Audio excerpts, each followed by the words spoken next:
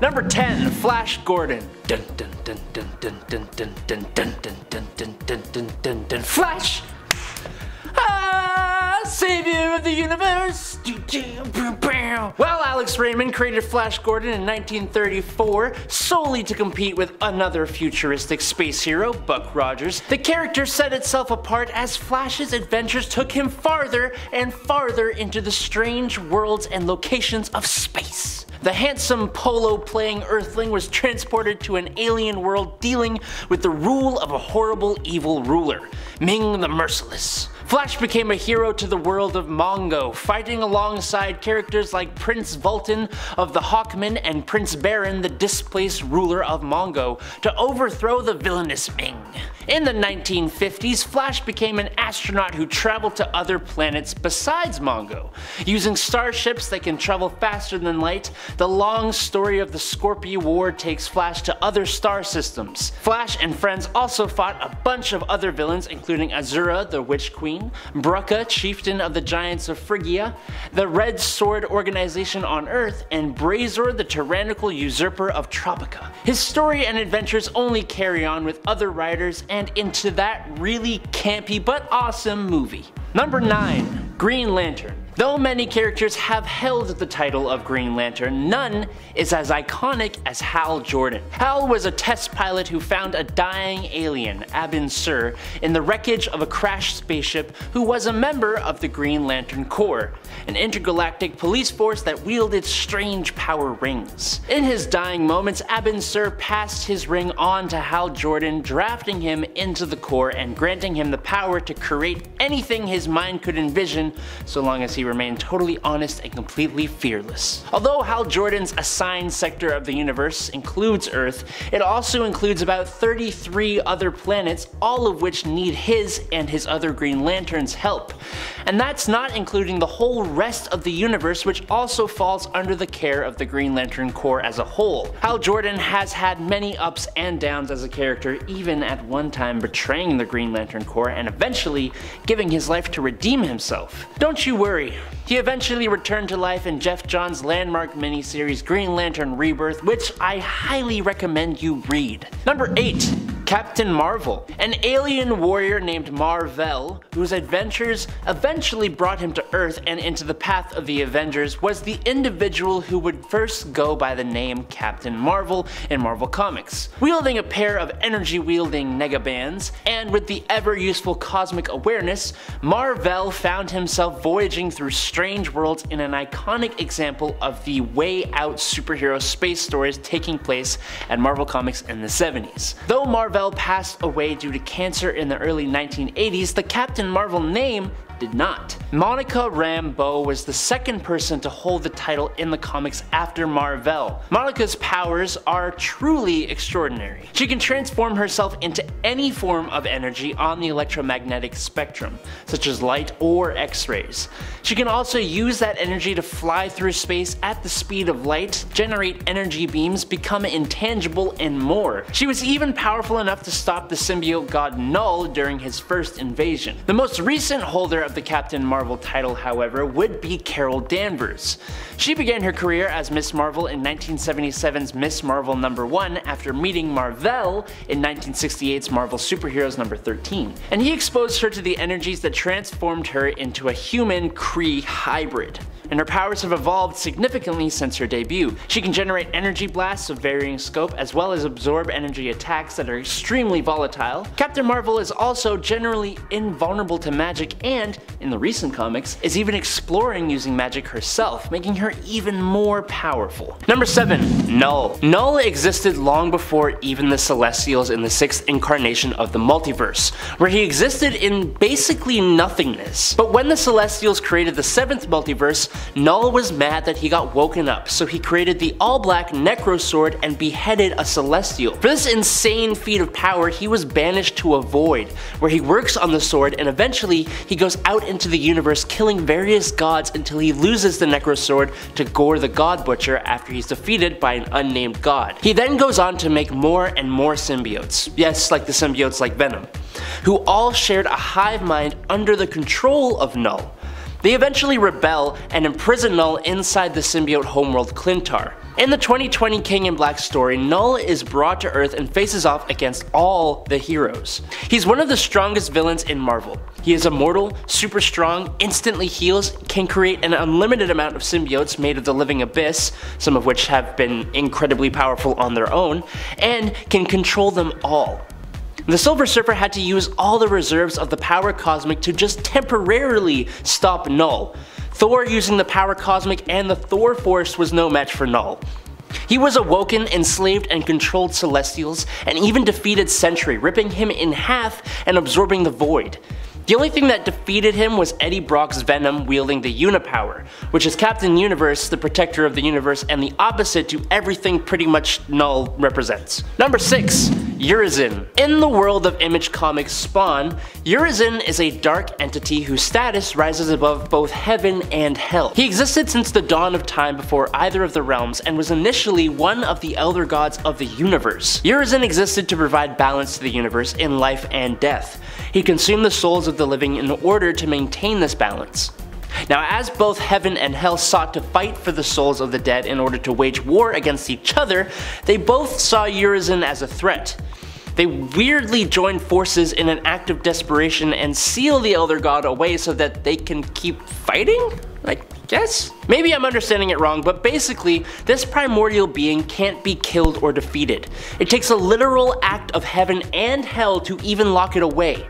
Once devils from hell unleash URIZEN, he begins a rampage in the modern time. As an Elder God, URIZEN not only has limitless strength, but he can bend the fabric of reality and time, which is a level of power hard to even understand, really. Even Spawn was defeated in his battle against the entity, but luckily death doesn't really mean anything to him and the undead warrior returns to the fight. But still, there's no way to actually kill URIZEN. Spawn's only hope is to seal the Elder God away for another inevitable rampage down the line. Number 5. The Chaos King. While he is relatively obscure, he is nothing to scoff at. Amatsu Mikabashi, first appearing in Thor Blood Oath number 6 in 2006, is the Japanese god of chaos, evil, and he was an aspect of the cosmic being Oblivion. Mikabashi ruled and thrived over the earth when it was nothing more than a formless void of primordial darkness. And as such, his goal now is to put an end to creation and bring about a new age of chaos and void. He is a primordial being who was imprisoned in Yomi, the Shinto underworld, where he remained for centuries accruing an army of Oni, which is Shinma demons, and other monsters and stuff like that. During the events of Ares, god of war, Chaos King attacks Olympus after he had defeated and controlled the Japanese pantheon after the fall of Asgard during the Ragnarok event. This is what kickstarts his mission in Chaos War, where he slays the Egyptian gods, the Celtic gods, the Shi'ar gods, the gods of Zen Law. He takes out Nightmare in the Dream Dimension, destroys Mephisto, and casts Mistress Death out of hell, making her literally run away.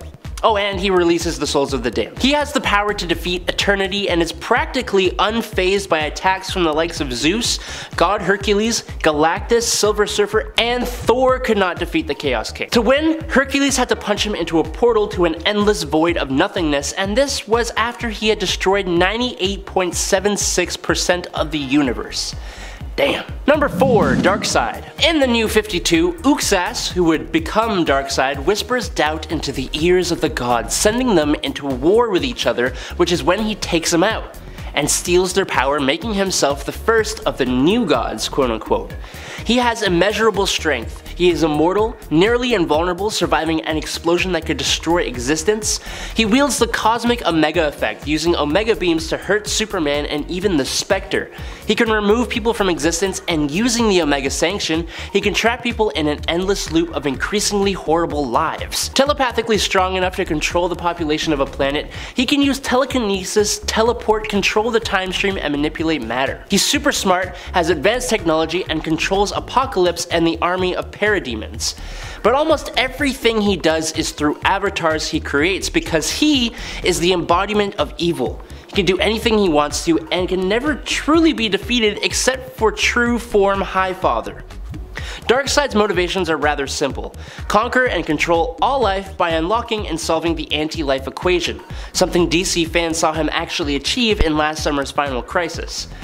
What makes him fun is that he chooses to manipulate events from the shadows, allowing his minions to act on his behalf, which always makes it more fun. Number 3. Adam Warlock. Adam Warlock is one of the most powerful cosmic characters, maybe not just in Marvel Comics. He was the keeper of the Soul Gem, and beyond the powers that comes with, which allowed him to pass back and forth into the Soul World, he is immortal, able to regenerate himself and gain new powers using a cocoon, and can manipulate matter and energy on a cosmic scale. Warlock was created by a group of researchers who called themselves the Enclave.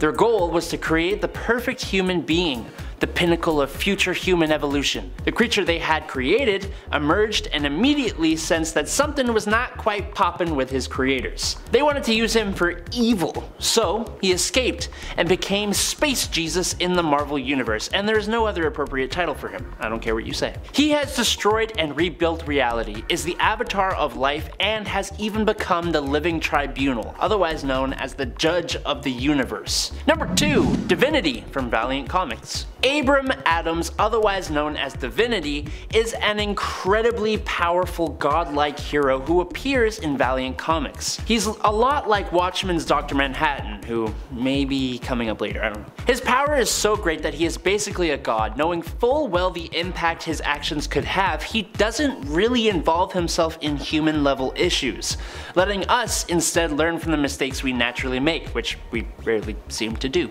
Abram came into his power after joining the army of the Soviet Union and taking on a 30-year-long mission into deep space. Abrams and his partners came upon a planet at the end of the galaxy, or beyond, called the Unknown. After removing his helmet, Abram Adams breathed in the air of the unknown and was changed. The powers bestowed upon Divinity are as such: chronokinesis, which is the ability to manipulate time, forced evolution and de-evolution, energy manipulation, molecular manipulation, reality warping, flight, solar flare and heat vision, telepathy. He has super senses, can survive in space and other vacuums, not vacuum cleaners, but I'm sure he'd do fine inside one of those too.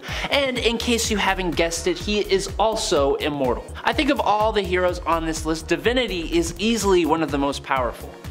But no, number 1. Number 1. Dr. Manhattan. After he was destroyed and reconstituted from the atomic experiment gone wrong, John Osterman, also known as Dr. Manhattan, has no need for food, sleep, or oxygen and no longer ages. He has nigh omniscience and possesses an understanding of the workings of the universe on a cosmic scale, which puts him comfortably in this list. But more than that, he has reality warping and matter manipulation powers, allowing him to end literally everything if he wants to, which he foresaw himself doing, so he obviously has precognition even as far as a millennium into the future, and he can even see alternate possible futures. He has causality and time manipulation, which allowed him to return the metaverse to how it was before the interference and remove 10 years from the universe's timeline, creating the New 52 in DC Comics. In a crazy show of power, John experiences all the reboots in DC continuity, and yet he remains unaffected, and additionally,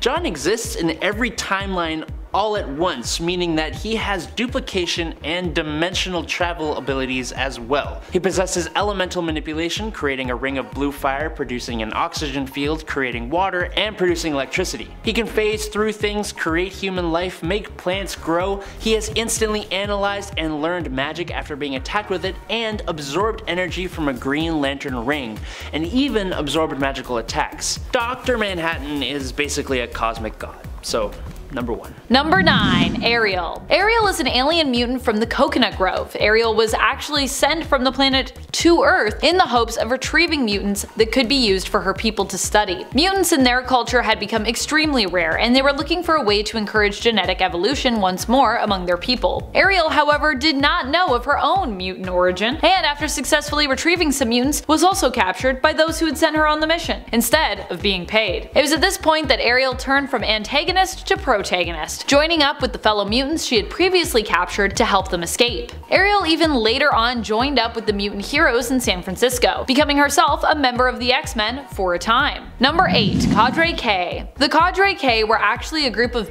basically Skrull X-Men. They were made up of mutant Skrulls that were trained by Charles Xavier, aka Professor X. He trained them in an effort to empower them to fight against the Skrull Empire in an effort to push for mutant rights, and free other fellow Skrull mutants, like themselves. Cadre K get their name from how they are categorized by other Skrulls, as K-class deviant Skrulls. The members of the team included Fizz, Sponge, Zakan, Gorath, Neuro, and Reti, with Professor X acting as their leader up until his death during Avengers vs. X-Men. In the aftermath, they sought to simply live out their days peacefully, hidden as humans in South Dakota. In fact, they even lived on a ranch with the Skrulls, who had been permanently made to live out their days as Earth cows by Reed Richards and the Fantastic Four. Remember them? The Cadre K decided to keep them around and basically look after them, which is kind of really nice. Number 7. Martian Manhunter. Though many people don't realize it, John Johns, the Manhunter from Mars, is one of DC Comics' most powerful superheroes. This quiet and humble Martian, in addition to possessing all of the many powers that Kryptonians also share, is also a shapeshifter who can morph his body however he wishes and is one of the DC Universe's most powerful telepaths. He can turn invisible, effortlessly phase through solid objects, or make his fists as hard as a diamond as he punches someone in the face, nearly as hard as Superman can. He was a law enforcement officer on Mars before he became a detective on Earth when he was marooned here, but being an alien, he is intrinsically tied to the wider galaxy and has many adventures that go out into the stars. But like many cosmic superheroes, he has a quiet, reserved personality which, when you learn just how incredibly powerful he is, it makes you just respect him that much more. Number 6.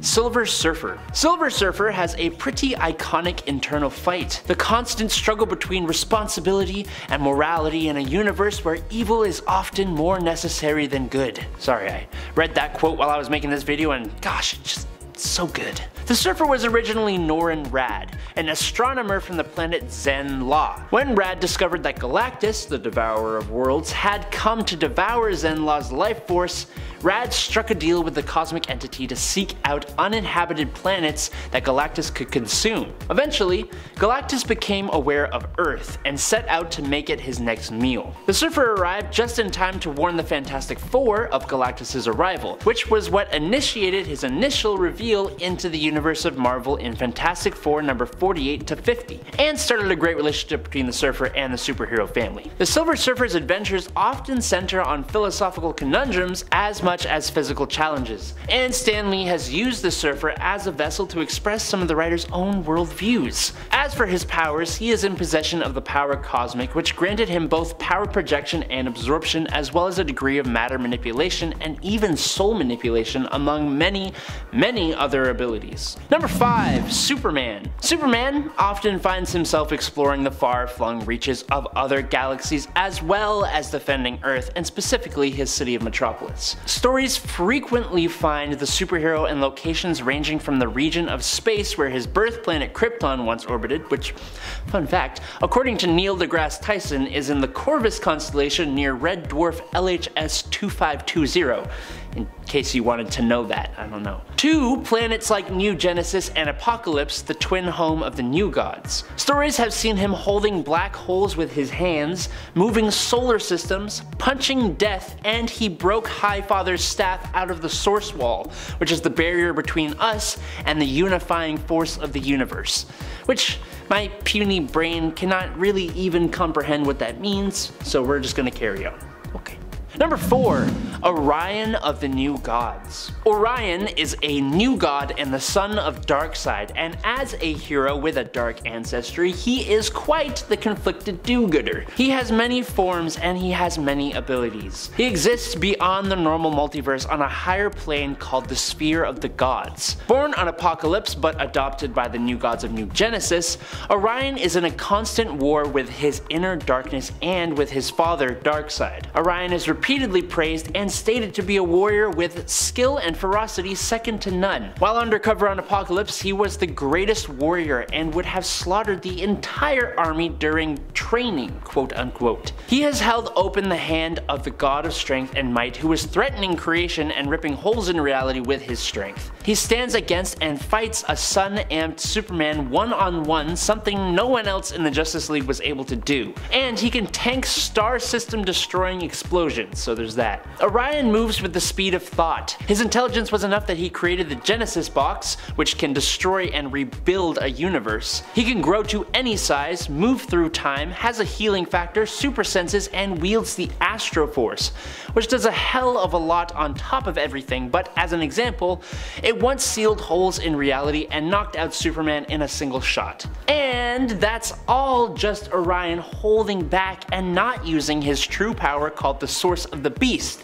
But I think we can all agree Orion is the beast here. Number 3. Thor. While many think of Thor as being a god of Norse mythology, he's also an alien. That's right, at least as far as Marvel's narrative for the public domain hero goes. In their version of the tale, Asgard basically exists in space, with the Rainbow Bridge being a way for the Asgardians to teleport to Earth. Thor himself is the son of Odin and originally Gaia, but possibly now the Phoenix Force? The weird thing is, although it feels weird to potentially make the Phoenix Thor's mom, Thor's origins are so cosmic in origin that the cosmic element of Phoenix at least would fit with his story. He speaks like a man at a time, but really he is a man out of space. Well, out of space and kinda out of time, since Thor is also centuries old and at this point has actually lived multiple lives. So Thor isn't just a god, he's a cosmic space god. Number 2. Hulkling. Hulkling is another one that we more associate with Earth, but in reality, he's actually from outer space, having come to Earth when he was but an infant. He was brought here in order to be protected. He was not safe on the Skrull homeworld as a result of his heritage, being half Kree and half Skrull, the son of the Skrull princess Enel and the Kree champion Captain Marvel. He was raised as such, not knowing of his true heritage, by his Skrull foster mother, one of Enel's handmaidens. Both he and his adoptive mother adopted a human form as he grew up on Earth. Eventually, he would reveal himself to have powers and join the Young Avengers, only later learning the true origin of his shapeshifting abilities, that he was in fact a Skrull, and even later learning that he was heir to the throne and the key to stopping the long war between the Kree and Skrull as a claim to rule with heritage from both sides. Hulkling would accept this responsibility, however, becoming Emperor Hulkling, also known as Doric VIII, and later as Doric Vel. Number 10. Brainiac, the collector of worlds. Kinda like those weirdos who collect snow globes. Brainiac is considered one of Superman's stronger and actually not boring foes. Brainiac's level of intellect supersedes humans by several centuries of advanced knowledge. He's so smart that his intelligence actually creates his other powers, if that even makes sense. For example, he can interconnect his consciousness with other computer systems, possess other beings, and even transfer knowledge and information to himself from others. Now, the original Brainiac's purpose was to capture cities and assimilate knowledge in order to gain power. Part of his operating procedure is collecting civilizations for study and preserving his knowledge of alien species so that he remains the most supreme being in the universe, and then destroying planets and galaxies in his wake to prevent the knowledge from spreading. Now, because of his ability to interface with networks and possess living organisms, he has become basically omniscient. Brainiac has gained the ability to spread like a virus and hold massive influence over entire populations. It has even learned from his encounters with Superman and developed countermeasures to thwart the Man of Steel. Number 9. Galactus. The being formerly known as Galen of the planet Ta lived before the modern cosmos, in the previous cosmos actually. Galen gestated with the sentience of the universe for billions of years, transforming into the devourer of worlds, finding sustenance by ingesting entire planets, preferably those with living sentient beings that have much more energy for him to harness. When Galactus destroys and consumes planets, he is sort of bringing balance to the universe. Kind of like how life is given and taken every day on Earth, which makes him an essential part of the universe. He's known for the destruction of the Skrull Empire and has attempted to devour the Earth so many freaking times. And I guess other planets for that matter too, or whatever. Galactus is also famous for his heralds, such as the Silver Surfer and the Cosmic Ghost Rider, and so many others. And while they are all powerful beings themselves, usually even before they gain the herald power boost, they don't hold a candle to Galactus himself. His only caveat is that Galactus's power depends on his planet's consumption. So a weakened Galactus has been killed before, but if he eats like 4 or more planets, he's been able to defeat multiple mad celestials all by himself.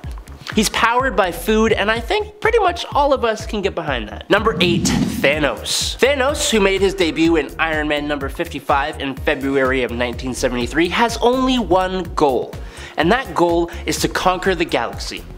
If you are only familiar with his movie adaptation, then you may not know that comics Thanos is not really much of an altruistic dude. The Mad Titan doesn't seek to eliminate half of life in the known universe in order to create a better one, he simply wanted to impress a girl. But not in the same way you might think. Thanos has a thing for death. In fact, he fell in love with the Mistress Death, who is the physical embodiment of death in Marvel Comics. Now, to prove his love, he was going to destroy all the life in the universe, and that's what led to him assembling the Infinity Stones and trying to wield the Cosmic Cube.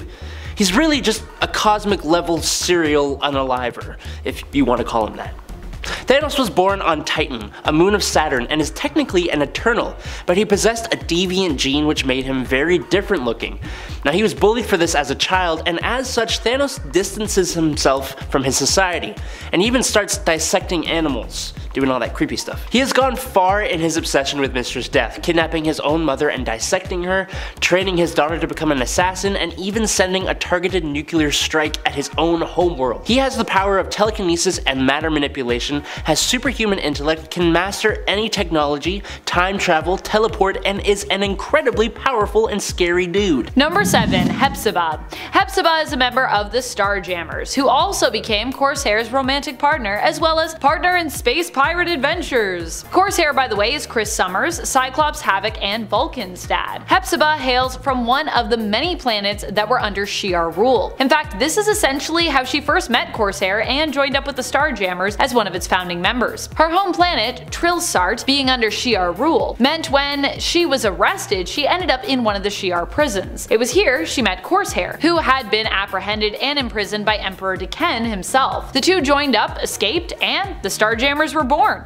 Number 6. XANDRA. XANDRA is the daughter of Professor X and Magistrix Lilandra Narimani. She is basically a Shi'ar princess who now is the ruler of this empire, taking the place of Gladiator and becoming the trueborn ruler as the daughter of Lilandra. XANDRA, as such, is not just an alien, but a mutant alien, inheriting her X gene from her father's side. Like Charles, she is also an extremely powerful telepath, and could even be considered more powerful than him, possibly Omega level. And if not Omega yet, considering she is younger, I could see her as having the potential of becoming Omega in the future. Recently, when her life was in danger while facing the secret organization of the Shi'ar Kin Crimson in the depths of space alongside the Marauders, she was able to successfully reach out across the cosmos to her father, and as a result could be resurrected as he was able to save a copy of her mind in its present state. Number 4. VENOM. While Eddie Brock, Dylan Brock, and Flash Thompson may all be heroes who share an Earth-based origin, the symbiote identified as Venom does not. All symbiotes are Clintar, hailing from the planet often referred to by the same name, made up of all the symbiotes combined. A big ball of hive mind symbiotic goo. Venom was ostracized from his homeworld a long time ago, but would eventually return to it in order to be purified, as the symbiote's life away had led to them slowly being corrupted over time by some less altruistic figures that the symbiote had bonded with. Number 3. Dark Phoenix. The Phoenix Force is a multiversal entity that represents the sum total of all life that has ever, currently does, and will ever exist in the multiverse. It has a constant source of power that will pretty much never cease to exist. The young Jean Grey had a friend named Annie who died in a car crash, and when Jean tapped into Annie's dying mind, she was overwhelmed by what it meant to die. She sent out a kind of psychic signal that the Phoenix Force picked up on from space, and that psychic signal showed that Jean was a perfect host for the Phoenix. When they eventually did bond in the Phoenix Saga, they temporarily became the Dark Phoenix after the entity felt intense human emotions like love and hate and loss, something it never felt before. The Dark Phoenix has immense telepathic and telekinetic abilities, being pure psychic energy, but more importantly, she had control over matter itself. She gives Jason Wingard cosmic awareness, completely overwhelming his brain, and defeats the X-Men hella quick before she flies off across the cosmos, destroys a whole star, dooming an alien race to extinction. She can wipe out the Earth and the solar system easily if she wanted to. The Phoenix Phoenix is an intense threat and has been involved in so many stories. Number 2, the Beyonder. The Beyonder is a singular entity with no duplicate versions of himself in other universes, similar to the Phoenix. And a lot like the Phoenix, Beyonder is basically like a baby in that he is a younger member of a race called the Beyonders that are a near omnipotent alien race from a dimension outside of the multiverse. He is himself basically a whole universe. It's really hard to explain. But as he observes Earth and the Marvel Universe and the various races, he grows kinda curious, and the Beyonder decides to study and analyze life and humanity, good and evil, and conflict. And to that purpose, he pits Earth's mightiest heroes and villains against each other in the Secret Wars. Now he did this by destroying an entire system of planets and creating battle worlds from the remains and from parts of Earth. So that's one level of power. Beyonder's powers surpass that of Eternity and the Living Tribunal, and he is capable of manipulating reality to his will, being able to pretty much do whatever he wants and grant himself any power he wants. It's more nuanced than that, but it's incredibly difficult to explain, and I only have a limited amount of time, so sorry. Number 1, the Anti-Monitor. The Anti-Monitor was created by Marv Wolfman, George Perez, and Jerry Ordway, and made its debut in DC's Crisis on Infinite Earths series. But his story actually begins billions of years ago with the creation of the multiverse. When a scientist named Krona, who's a guardian of the universe on the Green Lantern world of Oa, tries to use a device that would allow him to witness creation itself, a massive explosion occurs which basically alters the creation of the universe, giving birth to the multiverse. Among the countless alternate realities created in this incident was the Antimatter universe, which is the birthplace of the Anti-Monitor. Now the Anti-Monitor embodies evil and seeks to conquer all of existence, while his brother, the Monitor, embodies goodness and watches over life. But that was changed in the New 52 and then again in DC Rebirth. But I gotta tell you what this character can do. The Anti-Monitor is a being of extraordinary power who feeds on the energies of destroyed universes. Now these energies further increase his power, allowing him to manipulate reality and even travel through time. He can also unleash his energy as bolts or shockwaves to attack his opponents. The Anti-Monitor possesses incredible strength, stamina, and durability, and can even grow to be hundreds of meters tall. He also has an army of shadow demons from the Antimatter universe at his command. However, the extent of the Anti-Monitor's power is dependent on his energy levels, which can be drained in order to weaken him. Still, only another cosmic being like the Monitor or the Spectre is capable of opposing the Anti-Monitor at full power, and even they need help from some of DC's top heroes to put him down for good.